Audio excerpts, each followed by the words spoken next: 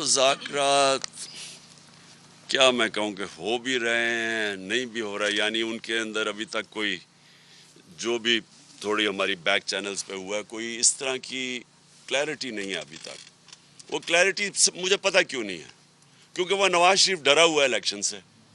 वो जब तक नहीं फैसला करेगा इलेक्शन नहीं होगा। जो एनआरओ मिल गया, अब मुझे लगता है वो वैसे ही बरी हो जाएगा, तो चलो अच्छा आए मुकाबला करे। बिस्मिल्लाहिर्रहमानिर्रहीम। एक तैनाती को रोकना इसलिए नागुज़ीर समझा गया कि इमरान खान को आइंदा 5 साल के लिए इख्तिदार में आने से रोका जा सके, मगर सूरत हाल इस नहज पर पहुंच चुकी है कि नवंबर में होने वाली उस अहम तरीन तैनाती भले हुकूमत अपने हाथों से अंजाम दे भी ले, मगर आइंदा इंतखाबात में इमरान खान को हराना पाकिस्तान में बैठे किसी सियासतदान के बस का रोग नहीं रहा। पाकिस्तान में जो भी हो रहा है, घूम फिर कर उसका फ़ायदा इमरान खान को ही हो रहा है। इमरान खान इस वक्त तन्हा एंटी एस्टैब्लिशमेंट बयाने की सियासत कर रहे हैं, मगर इसके बावजूद लग रहा है कि कहीं कोई है जिसके कंट्रोल में सारे मामलात हैं। कोई तो है जो इमरान खान का कोई भी काम रुकने नहीं दे रहा। कहीं तो कोई गैबी मदद है जो इमरान खान के रास्ते में आने वाली हर रुकावट दूर कर रही है। इमरान खान हुकूमत में थे तो आम लोगों में जाने से कतरा रहे थे। ऑपोजिशन ज़िमनी इलेक्शन जीत रही थी, मगर ठीक हुकूमत से निकाले जाने के बाद इमरान खान की तो जैसे दुनिया ही बदल गई। वो हर गुजरते दिन पहले से ज़्यादा मजबूत हो रहे हैं। नून लीग अपनी क्रेडिबिलिटी खो रही है। शहबाज शरीफ सियासी मामलात से बेनियाज किसी ब्यूरोक्रेट की तरह दौरों में जुटे हुए हैं। इमरान खान जलसा खेल रहे हैं और शहबाज शरीफ इजलास कर रहे हैं। चंद महीनों में ज़ीरो इमरान खान को हीरो इमरान खान बना दिया गया है, मगर हुकूमत के कान पर जूं तक नहीं रेंग रही। हुकूमत की इस गैर फितरी इत्मीनान के पीछे किसी गारंटी की बू आ रही है। लग रहा है कि मामलात किसी खास स्क्रिप्ट के मुताबिक चल रहे हैं, ऐसा स्क्रिप्ट जिसमें सिर्फ हुकूमत ही नहीं, इमरान खान भी ऑन बोर्ड हैं। बैकडोर राब्ते यानी चोरी चुपे पिछले दरवाजे से मुज़ाकरात की तस्दीक अब इमरान खान खुद कर रहे हैं। वो मान रहे हैं कि एस्टैब्लिशमेंट के साथ उनकी बातचीत चल रही है। इमरान खान बता रहे हैं कि एस्टैब्लिशमेंट नवाज शरीफ को वापस लाकर इलेक्शन लड़ाना चाहती है।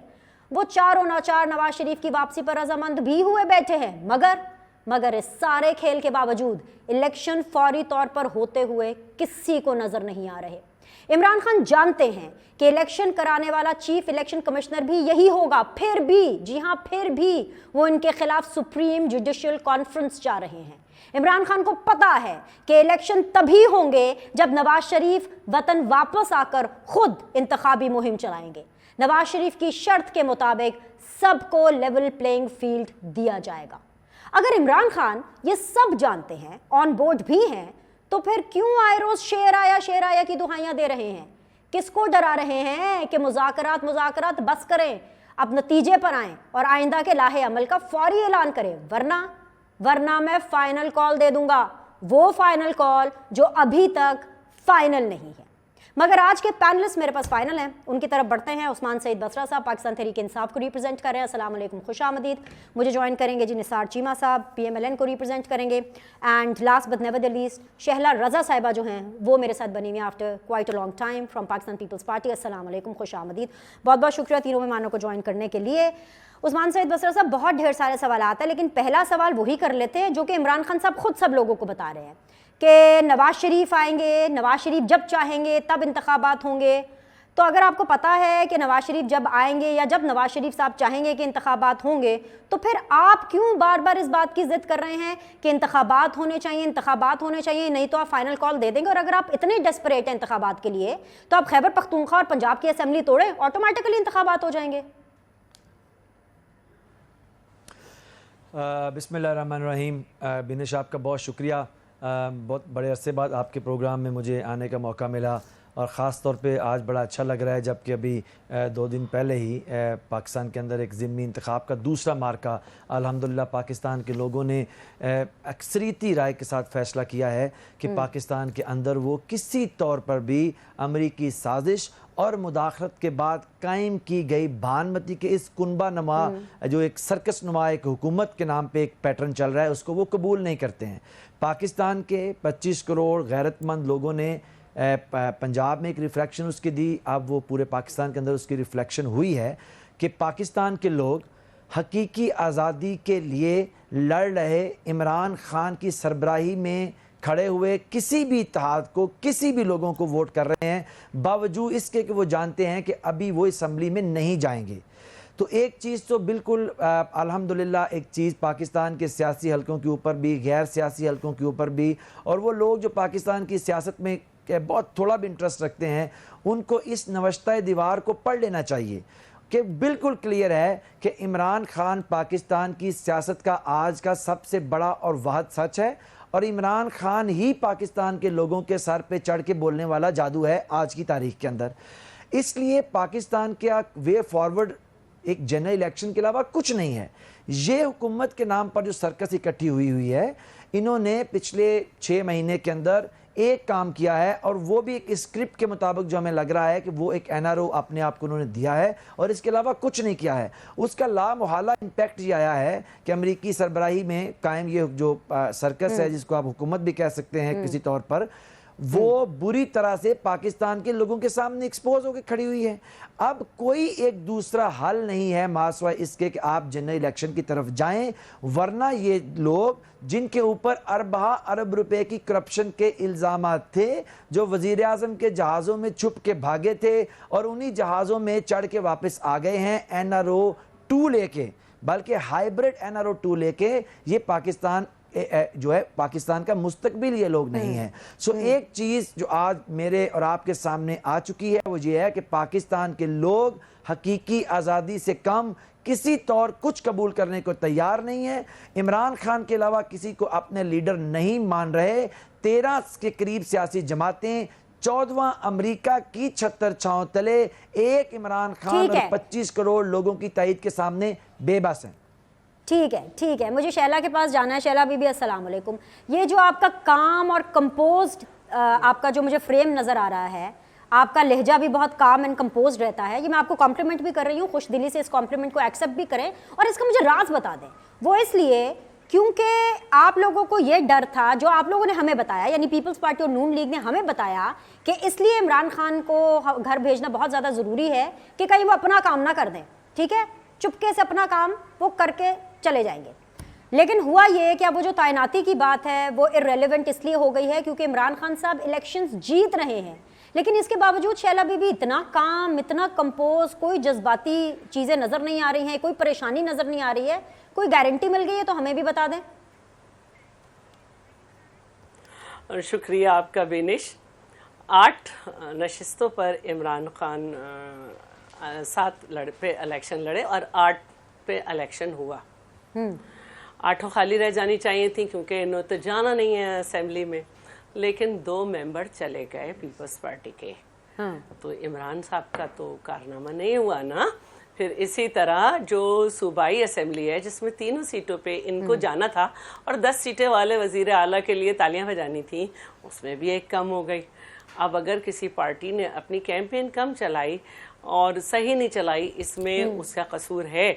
लेकिन एक बात तो है ना, एक पॉलिटिकल पार्टी ने पॉलिटिकल वर्कर का रास्ता रोककर शख्सी सियासत पर यकीन किया। दूसरी बात जो ये अमेरिका का बयानिया है, डोनाल्ड ब्लूम से 37 एम्बुलेंस लेकर एक रॉबिन राफेल से मिलकर, जिसके लिए इमरान साहब कहते थे कि लोग सफ़ीरों से क्यों मिलते हैं, $25,000 पे 3 $25,000 महीना पे 3 लॉबीज़ हायर करके अमेरिका से आज़ादी दिलाने की मुहिम की वजह से पीपल्स पार्टी से तो 2 सीटें हार गए। हमने इनके चेयरमैन और वाइस चेयरमैन दोनों को कारकुनों के ज़रिए उठा के फेंक दिया। अब रही बात ये कि इनकी ये पॉलिसी कामयाब है तो हम ये पूछना चाहते हैं कि नेशनल असेंबली की सारी नशिस्तों पर और आइंदा जनरल इलेक्शन पे आप कारकुनों को रास्ता देंगे या नहीं, या इमरान सब पे खुद लड़ेंगे? अगर खुद लड़ेंगे तो फिर कैप्टन जमील से कम उन्होंने वोट लिए हैं, अब्दुल हकीम ने पहले से ज़्यादा वोट लिए हैं। और अगर ख़ानदानी सियासत को बुरा कहने वाले एक ख़ानदान जिसकी बेटी का सियासत से ताल्लुक़ नहीं था, जो कराची शादी होके आ गई है, उसको लड़ाएंगे, तो फिर आपने मुल्तान में तो देख लिया कि क्या हुआ कि शाह महमूद भी अपनी यूसी हार गए। तो मेरा कहना यह है कि ज़िमनी इलेक्शन हुकूमतें ही जीतती हैं, और हुकूमत भी वो हो जो डस्का में अपना डंका मजवा चुकी हो। तो वो ज़िमनी इलेक्शन इस वक्त किस तरह लड़ेगी सबको मालूम है। और रही बात ये कि आगे चलिए और ये देखिए कि 8 की 8 सीटों को खाली रह जाना था, लेकिन सिर्फ 6 पे आप जीते हैं। ठीक है जी। और जिस दिन तीर चलेगा ना, बल्ला वल्ला चीड़ चलेगा। अच्छा, लेकिन ये तो पीटीआई तो ये कह रही है कि आपने धांधली की। इमरान खान साहब तो कह रहे थे कि वो जो अब्दुल हलीम खान साहब हैं उन्होंने तो धांधली कर दी। देखिए, अब्दुल हकीम बलोच ने सिर्फ 500 वोट ज़्यादा लिए हैं और इमरान साहब ने कैप्टन जमील से काफ़ी कम वोट लिए हैं, काफ़ी कम वोट लिए हैं।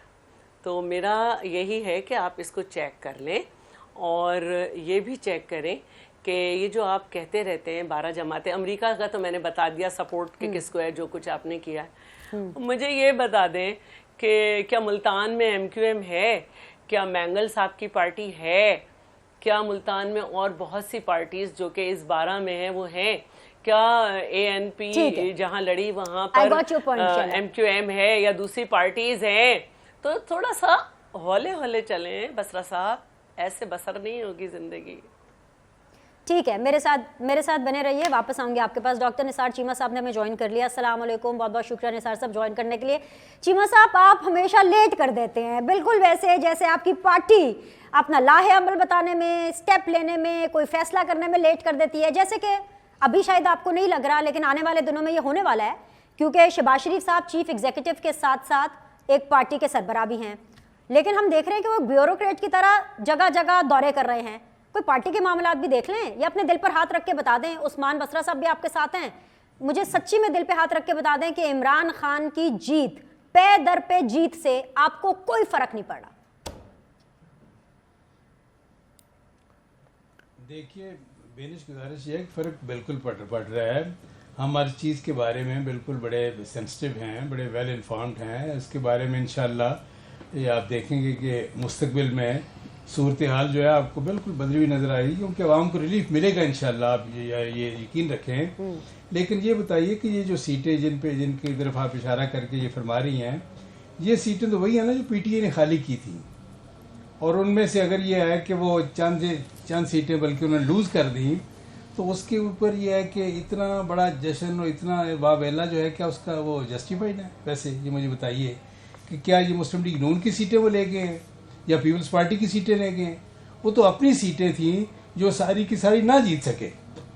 तो कोई ऐसा मसला नहीं है, आप फिक्र ना करें, इंशाअल्लाह आवाम को रिलीफ भी मिलेगा। और आवाम को इस बात का यकीन है कि अगर उनको रिलीफ मिलना है तो इमरान खान साहब को तो वो देख चुके हैं पिछले 4.25 साल में, और ये है कि ये और कई सालों से भुगत रहे हैं KP में PTI की गवर्नमेंट को।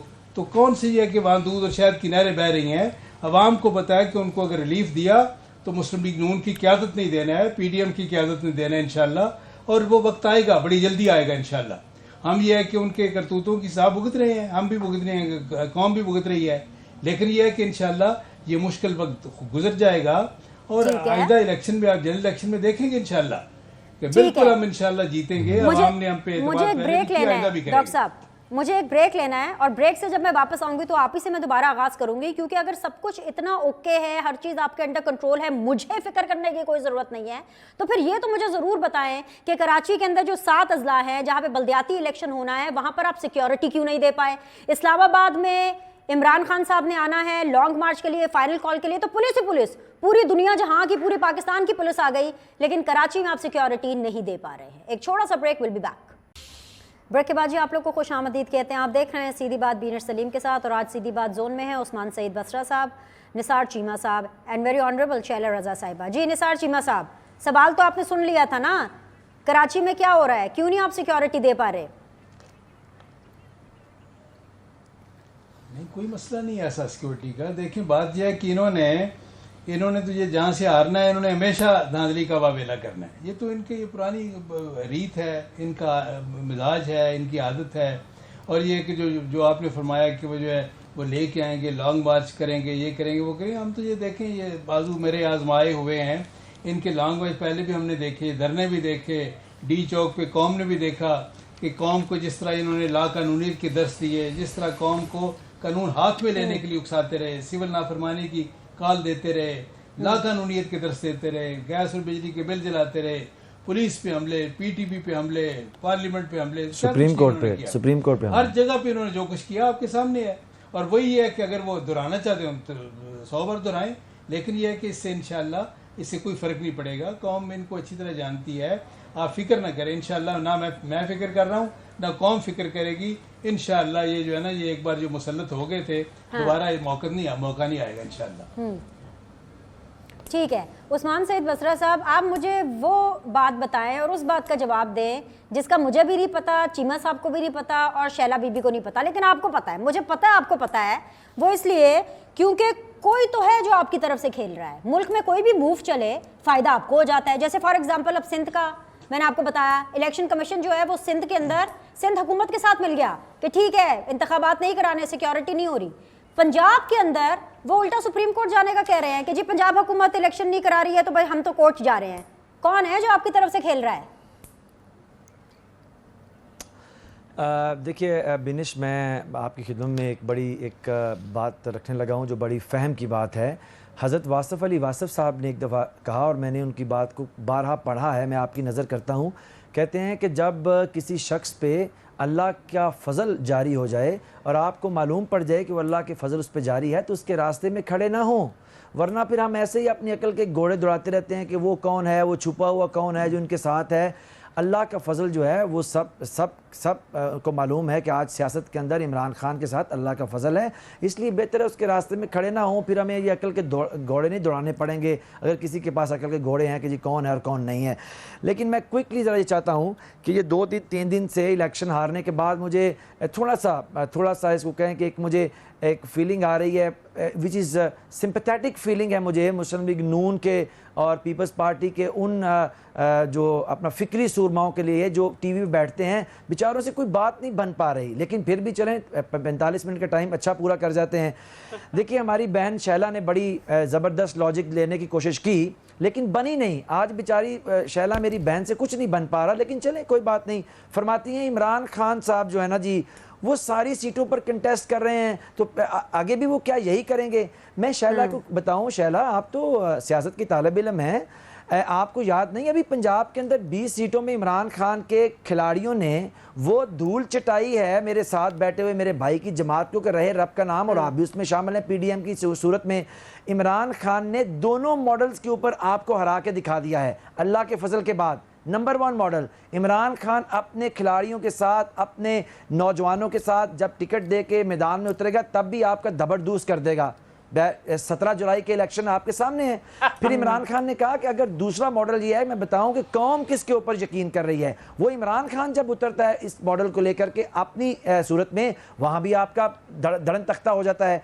अब मसला क्या है, चीमा साहब ने एक और भी कॉमिक बात कर दी। वो कहते हैं जी कि जो पिछली सीट्स थी जो पीटीआई ने छोड़ी थी तो उनके ऊपर इलेक्शन हुआ तो कौन सी बड़ी बात है। चीमा साहब शायद भूल गए हैं कि आप तो जनाब पिछले 4 साल से असम्बली में खड़े होकर यही वावेला करके आपके गले खुश्क हो गए, आपको तो पानी पिलाना पड़ा कि आप कहते थे जी इमरान खान की सीटें तो किसी ने दिलाई हैं इनको, कौम तो इनके साथ है ही नहीं, ये तो कहीं से सीटें लेके आए हैं, ये तो सिलेक्टेड हैं, ये तो इलेक्टेड नहीं है। और भाई अगर हम सिलेक्टेड थे तो आज तो सारे कुछ आपके साथ खड़ा हुआ है। आज किस मुंह से कहते हैं वो सीटें हमारी थी? इसका मतलब है कि आप असल में सियासत के अंदर कभी आपने सच नहीं बोला, ना आप सच बोलते हैं ना आप सच सुनते हैं। सच ये है कि तब भी कौम इमरान खान के साथ खड़ी थी और आज तो अल्लाह के फजल से उससे भी आगे वो बढ़ के खड़ी हुई है। और शहरा आपा की खिदमत में मेरी अर्ज़ है कि आप इतनी ना बड़ा पाकिए दामा की हकायत जो आप पीपल्स पार्टी को हमारे सामने पेश कर रही है ना कि माशाल्लाह पता नहीं क्या है, तो आपने खुद ही अपने आर्गूमेंट में बता दिया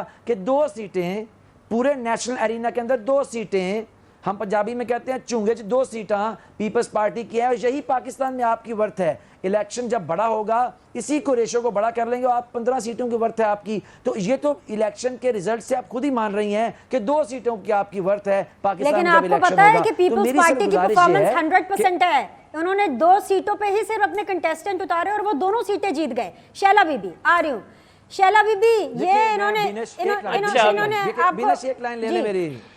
जी जी जी पानी पिला दे इन्हें, फिर मैं जवाब दूंगी। चलो, एक लाइन ले ले। जी, जी, देखिए बसरा ये साहब। चीज, देखिए ये चीज बिनेश एक लाइन, देखिए ये हम लोगों को टेलीविजन या कैमरे या इस माइक की वजह से बेवकूफ़ अपनी बना सकते हैं। सबको पता है कि ये सीटें इन सब ने मिलकर सिलेक्ट की थी। वहीं पे नवाज शरीफ की मुशावरत के बाद इन लोगों को हटाया गया और पीडीएम का मजमूई वोट उन तमाम सीटों पे पीटीआई के मजमूई वोट से 2 गुना मार्जिन कम था, तभी ये यहाँ इलेक्शन समझ आ में गई उतरे है। और इनका क्या बना वो आपके सामने। जी शैला रजा साहिबा, धर्म तख्ता कर देना इन्होंने आपका। अच्छा अब इनको मैं पानी वो पिला लफ्ज दीजिएगा, इस्तेमाल मैं करती बात हूँ, मैं पानी पिलाती हूँ, लेकिन इन्होंने ये- लफ्ज इस्तेमाल किया था डबल डूज, वो कर देना है। ऐसा ही कहा है ना बसरा अच्छा साहब तो ने? जी, मैं जवाब मैं दें। अभी मैं अपनी दिया, बात करती हूँ। कर देना नहीं, अल्लाह कर के दिया, फजल हो का गया। जिसका ये जिक्र ओके। कर रहे, मैंने कहा था इन्हें पानी पिला दे, मेरा जवाब नहीं ले सकेंगे, इन्हें पानी पिलाएं, मेरी बारी है। मेरा ये कहना है कि जिस अल्लाह के फजल का ये नाम ले रहे हैं, वो अल्लाह का फजल जो है वो कभी जनरल ज़हीरुल इस्लाम था जिसने कहा कि हमने तीसरे ऑप्शन के तौर पर इन्हें लाए, कभी कर्नल एहतशाम ज़मीर था अल्लाह के फजल का नाम, और कभी अल्लाह के फजल का नाम जो था वो जनरल पाशा था। और उस अल्लाह के फजल की पोल खोली अल्लाह के फजल जनरल परवेज़ मुशर्रफ की किताब ने, कि उसने कहा कि हम इन्हें 40 सीटें देना चाहते थे या 100 लेना चाहते थे। ये है इनकी टोटल कहानी। आज भी ये जिससे मुज़ाकरात कर रहे हैं उसे अल्लाह का फजल समझ रहे हैं, क्योंकि ये अपनी उससे खुद आ ही नहीं सकते। और फिर जिस अल्लाह के फजल से ये जीते वो था आरटीएस। तो जो आप हुकूमत में आए थे वो अल्लाह के फजलों के सारे मैंने नाम बता दिए किस किस नाम से आपके चारों तरफ थे, जनरल ज़हीर इस्लाम की तकरीर मौजूद है। उसके बाद अल्लाह के फजल में थोड़ी कमी हुई तो 15 में से 20 में से 15 सीटें आपके पास आई, क्योंकि अल्लाह का फजल थोड़ा डिवाइड हो गया। और नून लीग जो है वो पंजाब में इस वक्त जो सूरत हाल है, मरियम साहिबा का उस वक्त क्या मसला था, और अब जहाँ तक शहबाज शरीफ साहब का ताल्लुक है उनकी वो सूरत हाल है जो आसिफ जरदारी साहब की थी, कि उनका काम है इस वक्त मुल्क को जिस काम के लिए वो आए हैं उसको करें। क्योंकि आईएमएफ को आपने अल्लाह का फजल समझते हुए पाकिस्तान की आवाम समझा था कि 1 करोड़ नौकरियां देंगे, 50 लाख घर देंगे, 350 डैम बनाएंगे। जो डैम बने हुए थे उनको भी नहीं बचा सके, उसका सारा पानी सिंध में आ गया। तो इस वक्त जाहिर है कि जो मरियम साहिबा को करना चाहिए था उन्होंने नहीं किया, ये उनकी पार्टी का मामला है। तो अल्लाह के फजल का मुझे नहीं बताएं, जब अल्लाह का फजल किस किस नाम में आपके पास आया वो मुझे सब पता है। उस फजल के क्या क्या नाम थे, चीमा साहब ये आपने सुन लिया ना, ये आपकी दूसरी बात जो मुझे आपको बतानी है, क्या कह रहे हैं, मुझे जवाब देना है इसका। जी शैला मुकम्मल कर ले, मैंने सिर्फ पॉइंट एक मिनट देखिए, हर पार्टी की अपनी इंटरनल होती है। ये मुझे सियासत बता रहे हैं, सियासत नाम है कि आप एक इशू पे हम नवा लोगों का गिरोह बनाकर अपनी बात को बुलंद करें। आप नाकाम हो गए, आप अपने बंदे नहीं उतार सके 8 जगहों पे, क्योंकि जहां आपने अपना बंदा उतारने की कोशिश की वहां शाह महमूद कुरैशी जैसे लोग आ गए जो पता नहीं किस वजह से जो पता नहीं किस वजह से इस शाख पे आके बैठे, जिस पर एक बहादुर आदमी भी आके बैठ गया था जिसके आगे वो लड़ते थे। पता नहीं कौन सा नजरिया था उस वक्त, किस अल्लाह के फजल ने दोनों को बिठाया था। तो वहां पे ये इनको समझ आ गया कि क्या हुआ। तो पीपल्स पार्टी जहां उतरेगी वहां पर आपको फजल नहीं मिल सकेगा, वहां पे आपको ये रिजल्ट मिलेगा जिसको आप कहेंगे कि सिकंदर सुल्तान, जिसको आपने लगाया था, हमने नहीं लगाया। तो मैं आपको सिर्फ यही बताना चाहती हूँ कि ना आरटीएस बैठता, ना आपको थर्ड ऑप्शन के तौर पे थोपा जाता, ना आप हमारे सर पे आते, और ना हमारे पाकिस्तान की क्रेडिबिलिटी जो है वो दुनिया में जो है वो मशकूक होती। ऑल राइट जी, मरियम नवाज ने क्यों काम नहीं किया इन बाई इलेक्शंस के अंदर, और इमरान खान साहब किन से मुज़ाकरात कर रहे हैं? ब्रेक के बाद जी आप लोगों को खुशामदीद कहते हैं। फाइनल राउंड ऑफ डिस्कशन है विद उस्मान बसरा साहब एंड निसार चीमा साहब एंड ऑफ कोर्स शैला रज़ा साहिबा। उस्मान सईद बसरा साहब, इस्टेब्लिशमेंट के साथ इमरान खान साहब के मुज़ाकरात चल रहे हैं, वो भी बैकडोर यानी चोरी छुपे मुज़ाकरात चल रहे हैं। बनी गाला के कितने दरवाजे हैं? अच्छा, बनी गाला का तो एक ही मरकज़ी दरवाज़ा है जिससे अल्हम्दुलिल्लाह पाकिस्तान की कौम का ये एतमाद है वो वहीं से गुजरता है। देखिए मसला ये है कि अभी जो सबसे अहम बात जैसे भी आपने पिछले चंक में भी की कि जो पाकिस्तान का एक इतना बड़ा इदारा है जिसको हम इलेक्शन कमीशन ऑफ पाकिस्तान की सूरत में जानते हैं, और वहाँ पे बैठे हुए जो इलेक्शन कमिश्नर साहब हैं, जो उनका रवैया है, जैसे अभी आपने पहले जिक्र किया कि आप सिंध के अंदर आपका एक ही कॉज के ऊपर, एक ही इशू के ऊपर एक और स्टैंस है, पंजाब के अंदर आपका एक और स्टैंस है, तो जारी बात है इस मुल्क के अंदर वो तमाम लोग जो जारी और बातनी तौर पर मामलात को डीलिंग में इन्वॉल्व हैं, और ये बड़ी एक जो आईब्रोज रेजिंग किस्म का एक इशू है कि पाकिस्तान का इतना बड़ा इदारा, उसके अंदर बैठा हुआ उसका जो सरबराह है, उसके जो प्रैक्टिकली वो अपने जो अमल से वो उसका इंक्लाइंट जो है वो एक तरफ को है और एक तरफ को नहीं है। तो जारी बात है हम वो तमाम लोग जो ताकत के मराकज़ हैं, हम उनसे बात करेंगे कि भाई इस तरह तो नहीं चल सकता कि आप पाकिस्तान की सबसे बड़ी सियासी कुव्वत जो है उसके खिलाफ एक आदमी एक ऑफिस में बैठ के तो अपने मामलात को चलाए। अब देखें सिंध के अंदर, मैं आपके सामने नहीं, एक मिनट बसरा साहब, एक मिनट, नहीं सिंध नहीं जाने देना मैंने आपको, सर सिंध नहीं जाने देना। मैंने आपसे आपका जवाब पूछना है, आपको पता में रखें। हाँ ना, राना सनाउल्लाह साहब की तरह इस्लामाबाद में सुनना चाहते हैं वो क्या कह रहे हैं, खुल्लम खुल्ला आपको वार्निंग दे रहे हैं, आपको धमकी दे रहे हैं। सुनवाएं जी, राना सनाउल्लाह साहब को तो जवाब दें जी। बसरा साहब सुना, the message is loud and clear. अब आप डिसाइड कर लें कि आपने पहले इस्लामाबाद में इनसे निपटना है कि आपने सिंध जाना है। बिनश मैं आपको बताऊं, इससे बड़ी 21वीं सदी के अंदर पाकिस्तान की बदकिस्मती नहीं हो सकती, और ये हमारे अमाल की वजह से है कि इस तरह के लोग आज मुल्क के वज़ीर दाखिला हैं कि जिसका बयान जो है वो एक टेररिस्ट का बयान है। ये कोई दहशतगर्द तो हो सकता है जो कहे कि जनाब आप जो है वो मुखालिफ पार्टी का आदमी आपको मिले, हालांकि चोर आप हैं, डाकू आप हैं, कातिल आप हैं, मॉडल टाउन का कत्ल आपकी आस्तीनों के ऊपर लटका हुआ है। इसके बावजूद भी हमने तो कभी नहीं कहा कि राना सनाउल्लाह कभी आप ये वही राना सनाउल्लाह है जिसके बारे में इमरान खान साहब कहते थे कि मूंछों से पकड़ के जेल में डालूंगा। वो कौन से इमरान खान साहब थे जिनका बयान था वो? देखिए सुन लीजिए ना जी, इसलिए कहा कि जब इस तरह का आदमी जो कातिल भी है, और ये मैंने नहीं कहा, अब्बास शेर अली उसके वालिद ने कहा इनकी अपनी जमात से कि ये कातिल आदमी है, ऐसे आदमी के लिए ऐसे अल्फाज इस्तेमाल करने चाहिए, लेकिन वो आदमी पाकिस्तान के एक सियासी कारकुन के लिए इस तरह के अल्फाज इस्तेमाल करे। उन्होंने मॉडल के अंदर कत्ल तो नहीं किए हुए ना, लेकिन एक लाइन सुन लीजिए। देखिए पाकिस्तान का एक ही वे फॉरवर्ड है और वो जनरल इलेक्शंस हैं। अमेरिका की सरपरस्ती के साथ आज इनको बड़ी गुफ्तगू ये राना सनाउल्लाह साहब कर रहे हैं, हवास बाख्ता किस्म की। ये इस चीज़ की निशानी है कि ये पाकिस्तान के लोगों में तो जा नहीं सकते और इस तरह के बड़के मार रहे हैं। और बाय द वे अगले रोज पिछले दफे हम यहीं पे थे, तो कुछ नहीं ऐसी बात है ये मेरे ख्याल में ठीक है, कुछ नहीं होना। ठीक है डॉक्टर साहब, मरियम नवाज ने बाई इलेक्शंस में अपना काम क्यों नहीं किया? और दूसरा मुझे ये बता दें कि जिनके साथ इमरान खान साहब के मुज़ाकरात चल रहे हैं, क्या नवाज शरीफ साहब के भी उन्हीं लोगों के साथ मुज़ाकरात चल रहे हैं? देखिए हमें मुज़ाकरात का तो नहीं पता, हमारे तो मुज़ाकरात हमारे जो रवाबत हैं वो तो आवाम के साथ हैं। लेकिन एक मैं ज़रूर बेनिश आपकी इजाज़त से, चूँकि हमारे छोटे भाई ने जी कहा कि इमरान खान साहब के साथ अल्लाह का फजल है, बस ये अल्लाह का फजल है, तो उससे मुझे याद आया कि इनके साथ अल्लाह का फजल वही है, उसी तरह का है, उसी अल्लाह के फजल का जिक्र करते हैं। जिस तरह रिश्वत और लूट मार के माल से कोई घर बना के बाहर लिख दी हाजा मिन फजल रब्बी, तो वो उसी तरह का फजल जो है इनके साथ है। देखें ये तो इन्होंने जो कौम के ऊपर ये अजाब है, फजल नहीं है, अल्लाह ताला का ये अजाब है पीटीए की शक्ल में जो नाजिल हुआ है, जिसने अखलाकी कदरों को तबाह करके रख दिया है। देखें अभी जो आप राना सनाउल्लाह साहब की बात कर रहे हैं, ये नहीं है कि वो जो कोई नज़र आ जाए पीटीए का तो उसके साथ ये करो, नहीं।